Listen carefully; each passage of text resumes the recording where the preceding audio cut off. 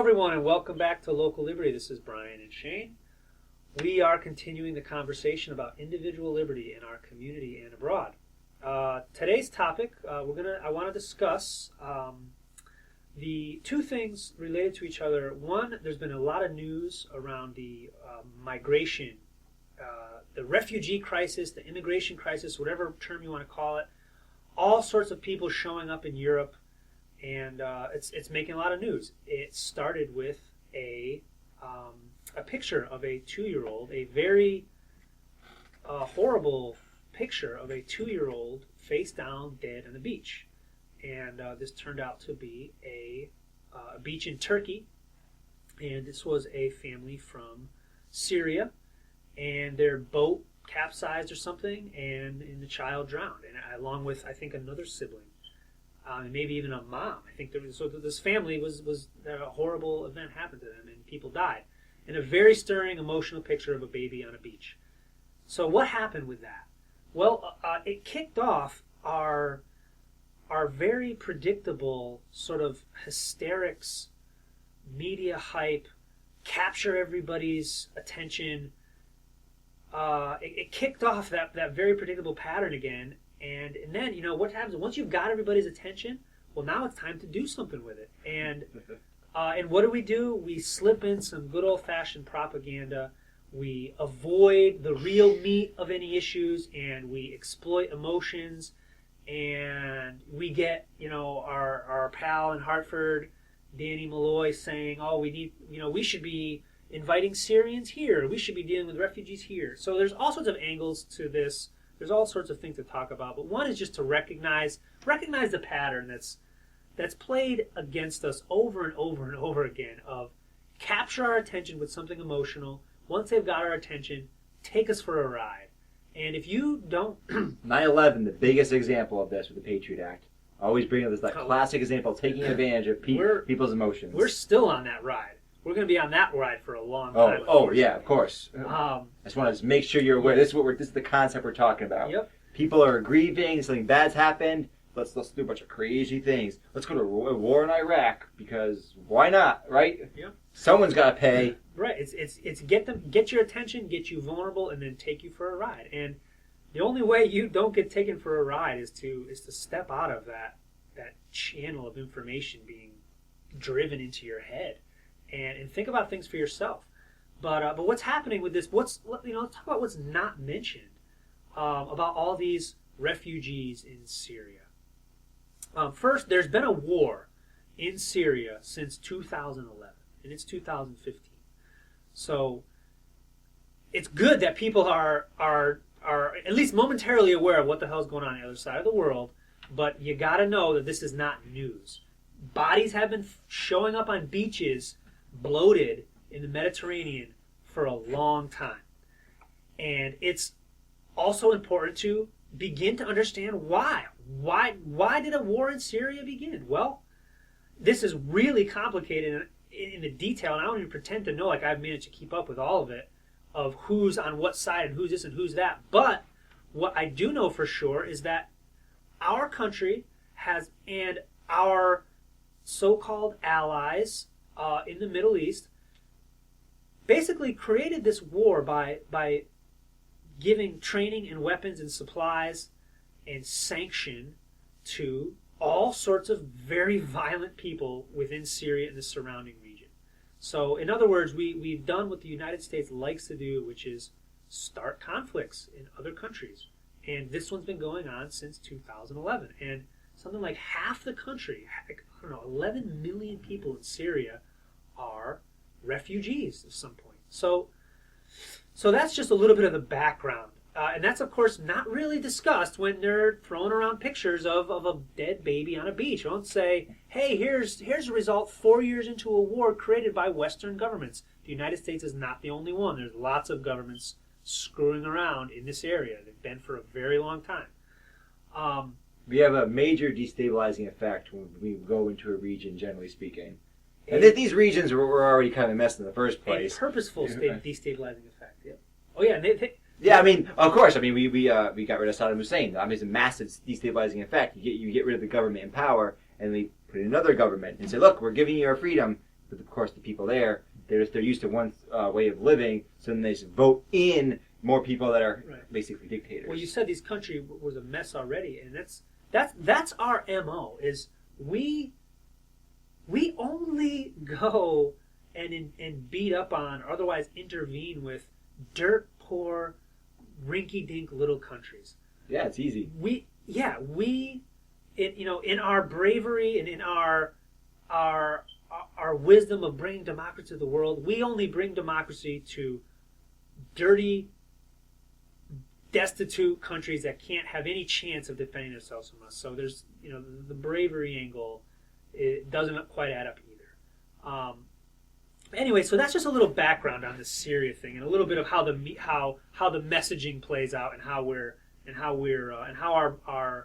our conscience and our minds are taken on a trip and manipulated. And then just thinking about what's actually happening in Europe right now, there's a lot of people raising the good point of, is refugee the right word for all these people? A lot of them are showing up, don't appear to be desperate families that haven't eaten in a week or slept. A lot of them could be much more accurately classified as economic migrants. Or these are, for whatever reason, these are folks that have left the country where they lived in. Most of them are countries where Western nations have been screwing with them. The economy has been destroyed, and they're going somewhere where there's more wealth. And that's where I want to get into, sort of switch topics a little bit, just to talk about migration in general and relate it back to the guys, it's going to be an extremely hot topic in the Republican debate going forward, is how are we going to solve the problem of migration, or our immigration policy. And I want to try to talk a little bit about this in the respect of basically saying we will never solve immigration in problems in this country or in any country that's similar to ours while we have a massively screwed up perception of private property. And there's two sides to that by what I mean. The first is a lot of people, I think, will make a valid case while they're not thrilled that somebody's going to walk over the border from Mexico, or going to come in on a boat from Cuba, or going to come from Puerto Rico or any other country. They're going to come here, and I don't have the statistics off top of my head. I wish I had written some down, but I'm pretty sure that statistically speaking, people that migrate to this country are significantly more likely to end up on some sort of government assistance, some sort of government aid program than non-migrants. No, that's not true. That's actually the opposite of the case. And not only that, it's been shown that while the first generation of laborers that come in, you can say might have a net negative economic effect, though overall, because they have families here, they have a massive positive economic effect. Once they get out of that initial, hey, I can just pick corn, I can just do these very basic things, and of course they're taking advantage of services, but many of those services, first of all, they don't have access to. So many welfare programs they cannot get on just by law. So that's kind of a misconception. Well, but because they're working at such a very low productive job, because that there is still this use of this basic programs, like say they have a kid. Well, now that kid is in the public school system. That costs lots of money.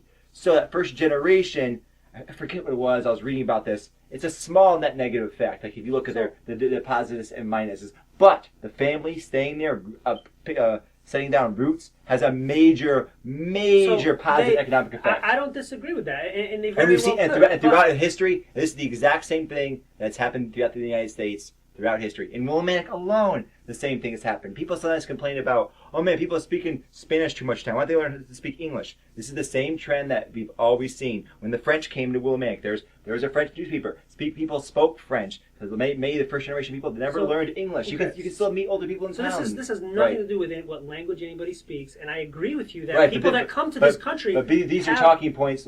See, I don't know where you're going with this, but these are talking points people talk about being anti-immigration because they're not assimilating and they're not being productive by being here, right? So I want to just point out that those negatives are overblown, and the previous wave of immigrants followed the same exact trends the current waves are doing. But it is, all that said, it is a valid point or a valid issue to say when somebody comes to this country and because of our messed up immigration laws, they are not officially allowed to work and pay taxes, yet they immediately will be enrolled in schools. They will immediately get services X, Y, and Z, and they will but they're drive much more on the roads. they're much more limited though than people say. But they will be that's not consuming. That's not their fault.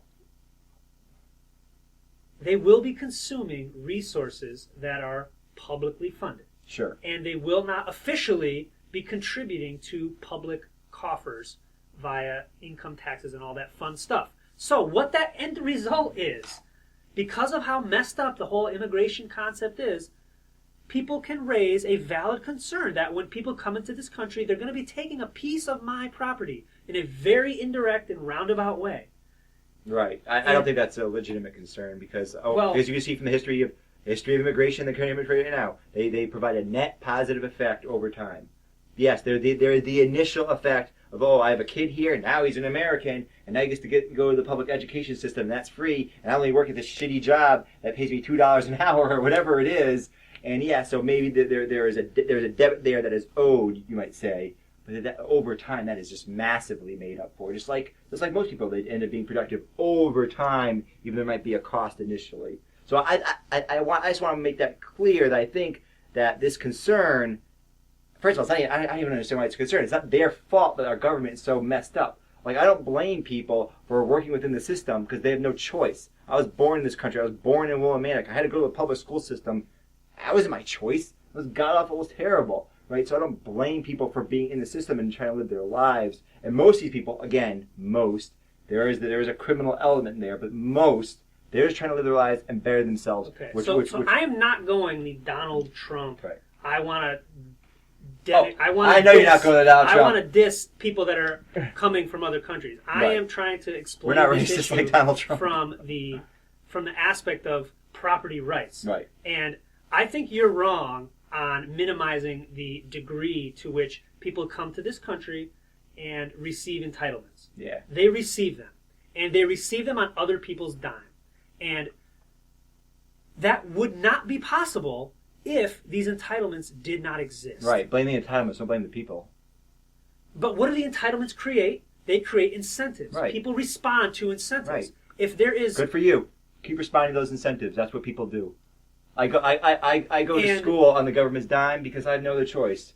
I've been forced to live in the society I live in. They're forced to live in the way they live in. So I make no excuses for people living their lives, and I don't put any blame on those people. None whatsoever. I put it all on the government, all on the bureaucrats, all on the assholes that want to control my life, so now I'm forced to twist the way I have to live because of them. So they're forced to twist the way they come from a horrible, horrible country, Mexico, most of these immigrants.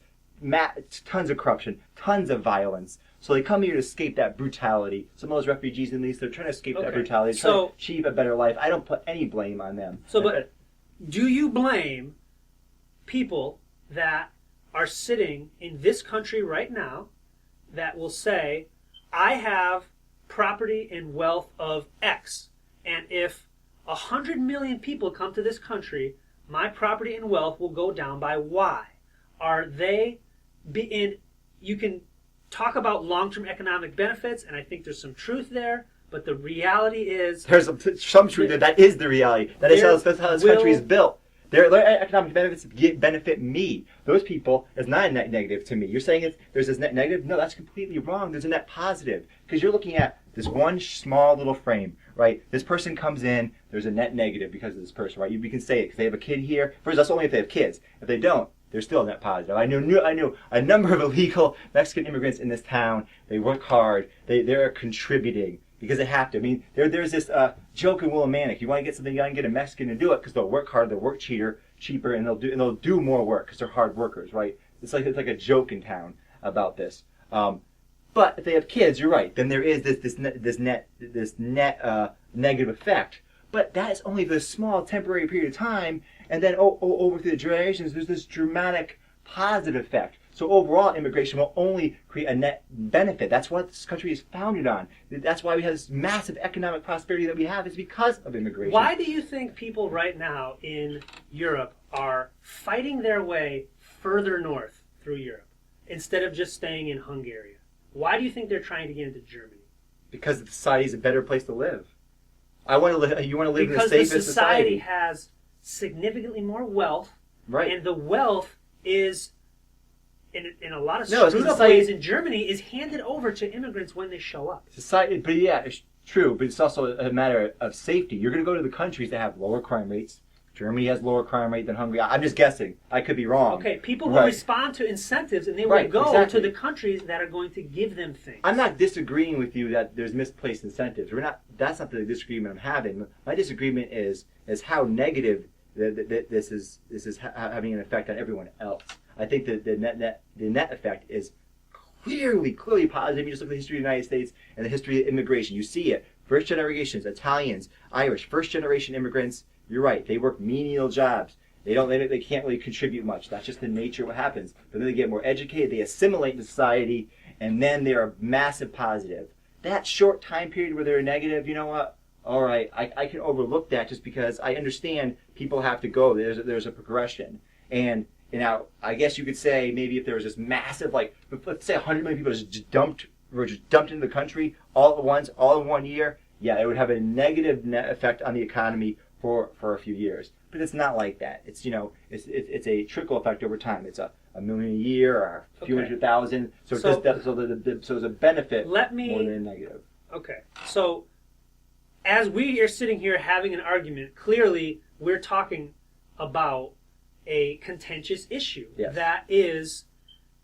not going to be solved when what I just was trying to describe is the perception that lots of people have. Right. That when people come into this country, they're going to be taking from me. And I want to offer what an actual solution to that very intractable problem would be: true respect for private property. And in a real society that respected private property, there would be no such thing as forcible government entitlement anything. And what would you have in that society?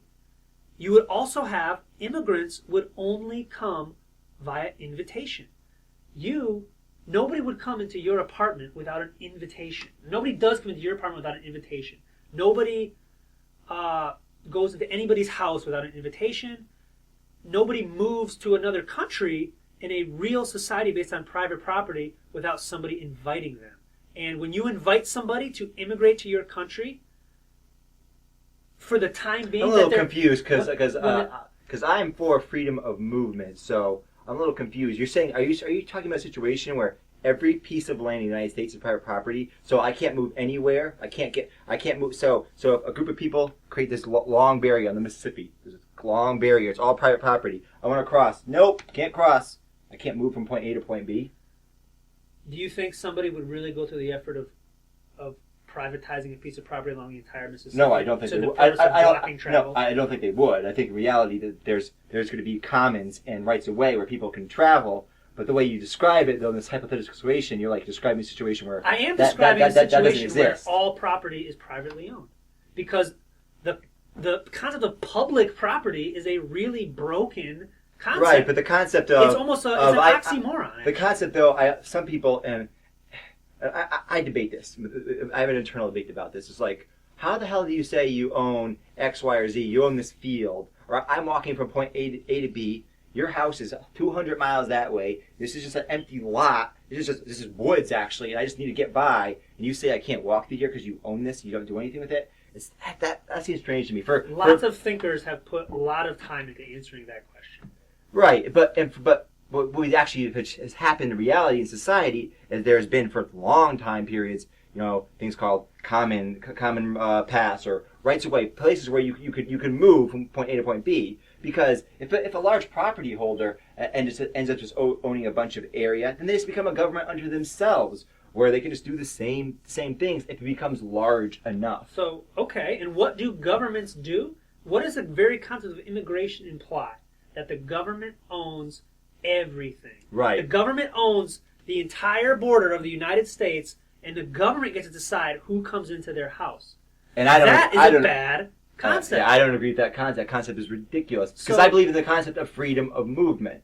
Right? And the government just can't arbitrarily say, But you really can't move don't from point to B. believe. You don't believe. I should say you believe in the concept of freedom of movement with certain qualifications, right? You don't believe in the concept Well, you of, believe in the concept of freedom of movement with certain qualifications. Yes, See, I do. That's what I would argue, and our qualifications are slightly different. No, But I'm saying you don't believe that everybody has the freedom to move into your apartment, right? Right. So I don't believe everyone has a freedom of movement to move into my house or across my lawn or across. But what I'm asking you is in your hypothetical, it sounds like you have this bizarre. You already explained that's not the case. Like there's not the magical private ownership of this huge line that prevents people from moving point A to point B. Let me give you a real world example, a historical example. There's a lot of large property owners, aristocrats in say England, and they would have these large landed estates. So they would make it so you couldn't go buy these estates. Oh, I own from here to there, and if you want to get by, you peasant, you have to walk another 50 miles that way, spend 5 hours, even though it won't hurt me, but because I can just do it because I own that much property, and I can just make it so you can't actually improve your lot in life because I'm making it so difficult for you to maintain my position. Right? That's what I think of, like an oligarchy kind of appearing ad hoc. Like, oh, a bunch of the wealthy people just get together and go, well, if we just own this point, this, and they just create like an ad hoc government in some sense. Well, first of all, what did in those oligarchies or the landed aristocracy in England, the Industrial Revolution, created wealth for the masses. And the collective wealth of the masses now dwarfs the few major landowners. Well, there was also a process of reducing the rights of the landed aristocracy as well. So they didn't have the same rights in law. I mean, over time, their rights varied, and they became reduced. Their rights in law were usurped and their rights were by the government. They were nonsense anyway. Because like, why do you have that special right in the first place? Why are you a nobleman? And then if there's a trial, that the word of a gentleman has some sort of more weight at some point. This is a long time ago, right? And then over time, some of these ridiculous privileges. There you go. These government-handed privileges, because this part of the monarchy, part of the nobility, is just it's inherent to being an aristocrat. You were different. You was a different class. In law, there's the commoner, there's the aristocrat. In law, right? And your situation immediately brings to mind, it's like, well, you can get a de facto aristocracy if they can just buy as much land as they want, and then prevent other people from moving across that land. In any conceivable way, making it difficult for them to improve their lot in life. These are basically, what you're saying is basically the basis of all the what-if arguments against the free market.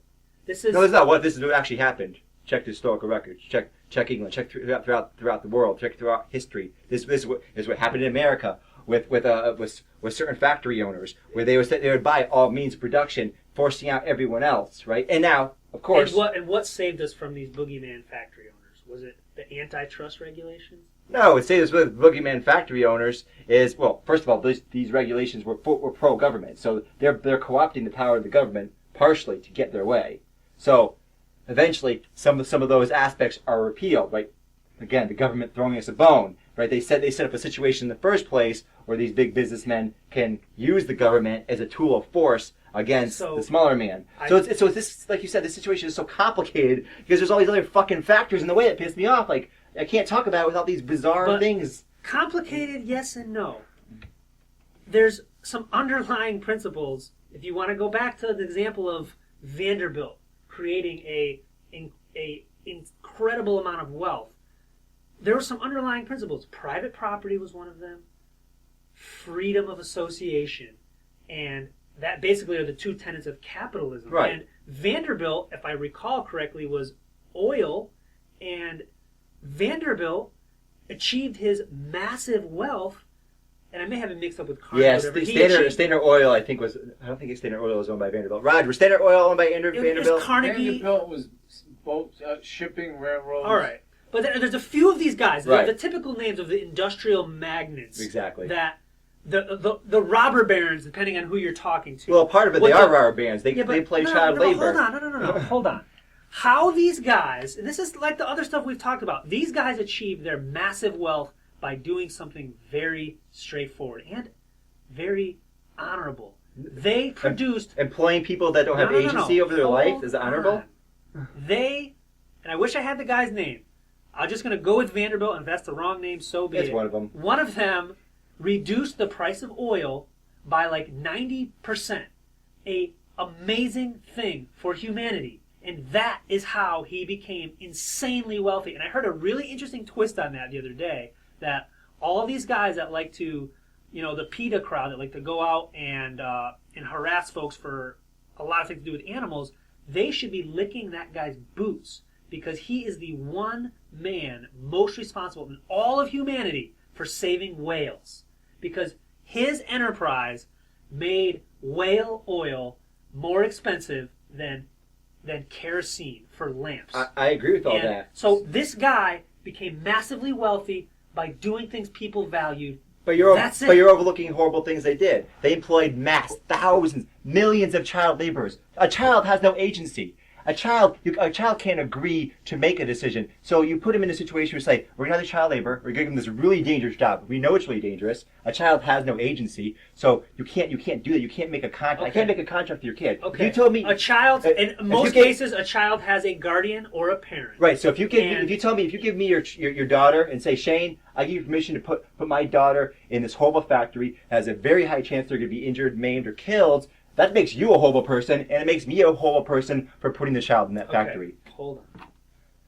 What those parents did in 1870 to put their children in the horrible factory, it was between horrible choice A, my kid starves to death and dies, right, but and horrible choice B, they go work in a factory. Right, and the point there was no force whatsoever involved.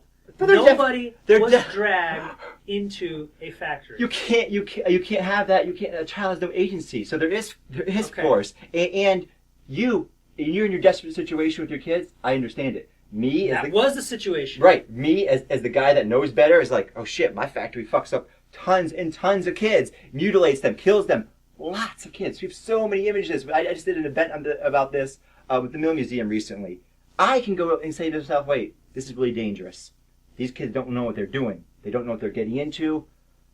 Maybe I can make an effort to make their lives better. I have the money. I could do it.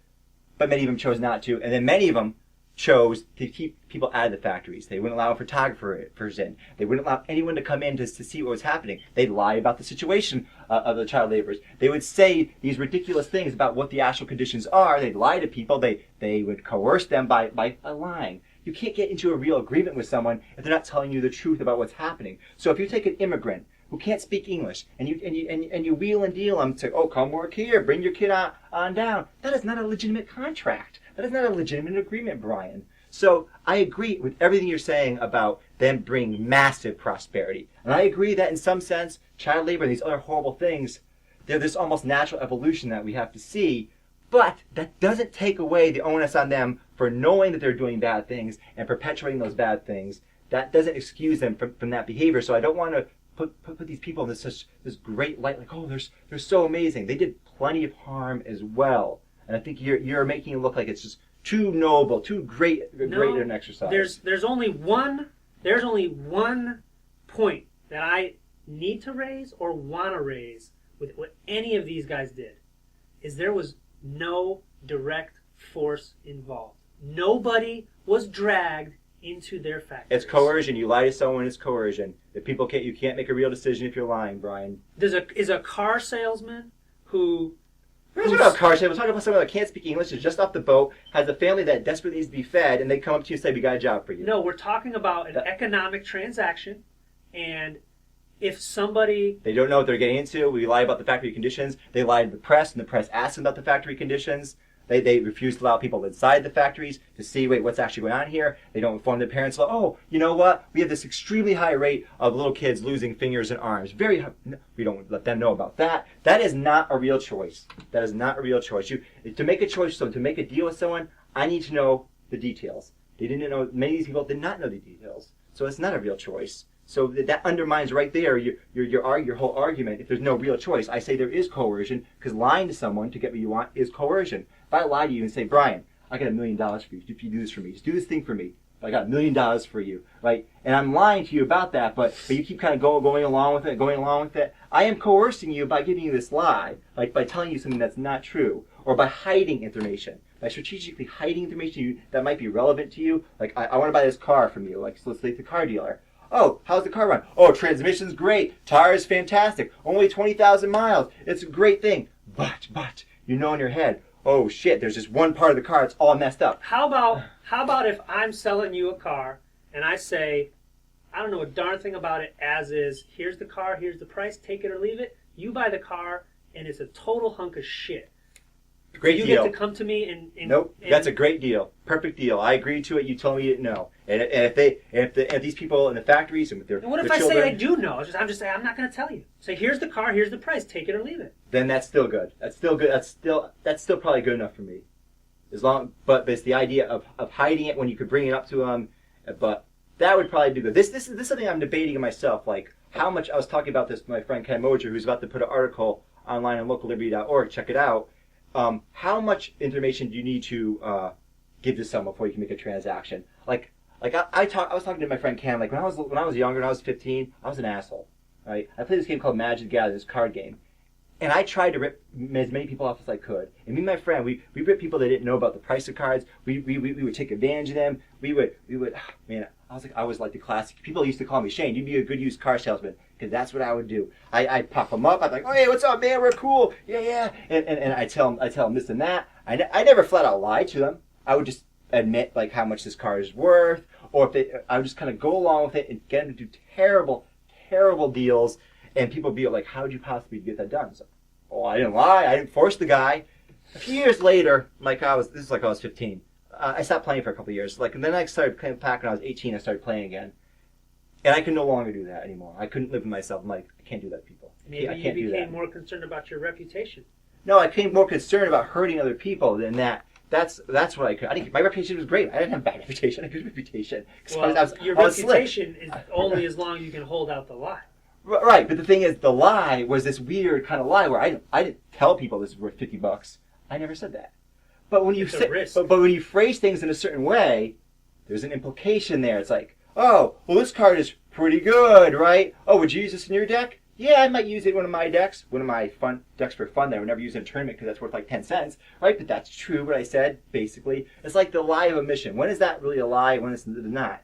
It's this debate I had when I was younger, and what I basically came down on was I need to give them as much information as I can, as I reasonably can think that would be applicable to what they want. That's what I need. And my friend Ken, because he has a lot of businesses, right? He sells all kinds of different things. He was saying, well, that I was going too far. He's like, well, that's cool. If you want to go that far, then you're a great guy. You can do that. But I don't think I need to go that far. I can give them this X amount of information, and they need to do some research on their own before you buy something. And it's not my fault they didn't research and realize that this plant they bought wasn't really the species they needed for whatever crossbreeding they wanted to do. I gave them enough information. Yeah, maybe I kind of knew that probably wasn't going to work out for them. But, I don't know. I can't waste my time thinking about this too much. So this is an internal debate I'm having. So I'm having an internal debate. I'm in a crisis of morality on the air right now, folks. So we are pretty darn far off topic. This is what we usually do off the camera. We don't usually do this on the camera. But this is a good conversation. Let me see if I can summarize my point where I was planning on going with all this. Property is a concept that we came up with as a species a long time ago. And property is pretty much the go-to concept to resolve just about any one of our conflicts that we can come up with. And, you talk about this notion of how much information does somebody have to give in a transaction. Full disclosure, I guess, and notion. What is that? What is full disclosure, I guess? I don't know. Right, exactly. And it's difficult to say.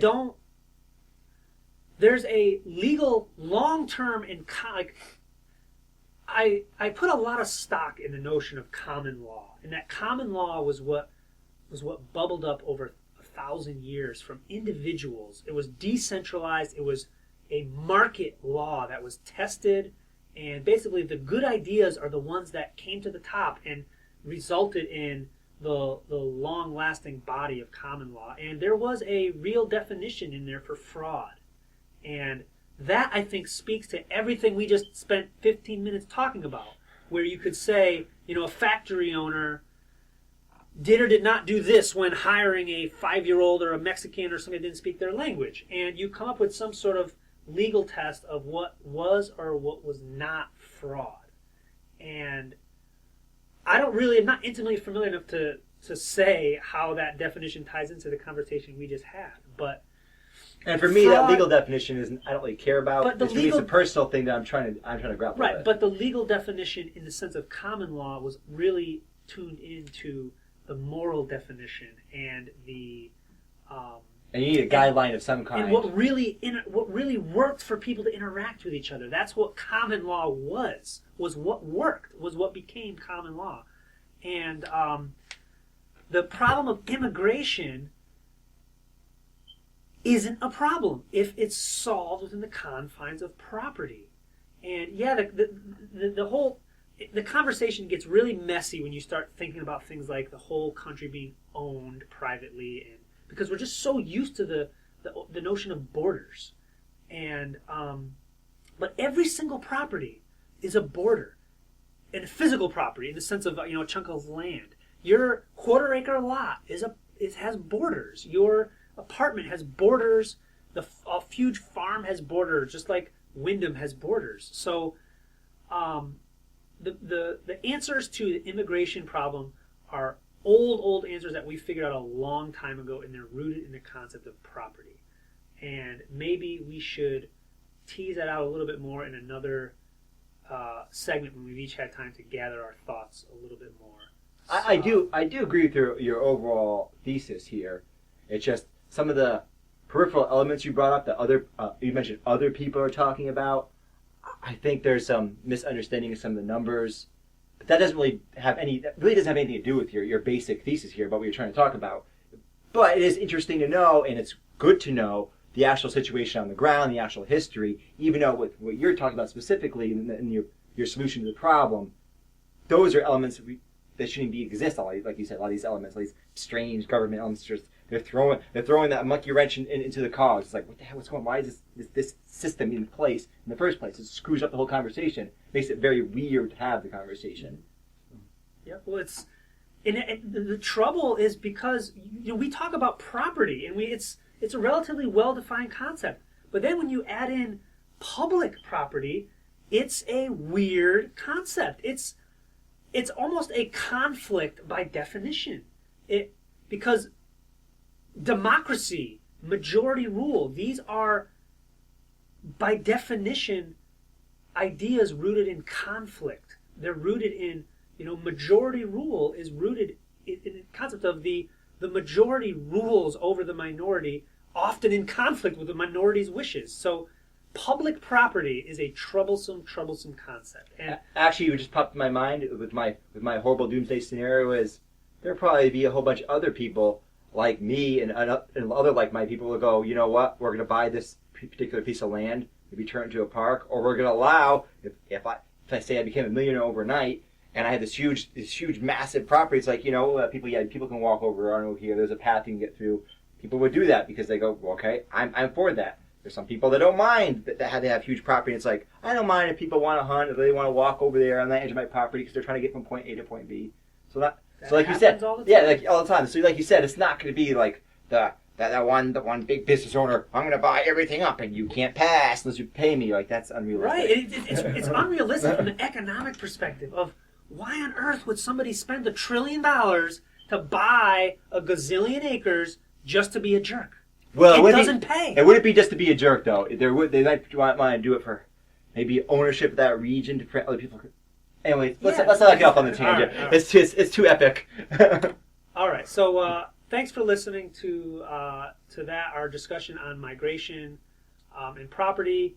Check us out on Local Liberty on YouTube and Facebook and localliberty.org. This is Brian Saucier and Shane Goodrich. Like, comment, subscribe, and share. Thanks for listening.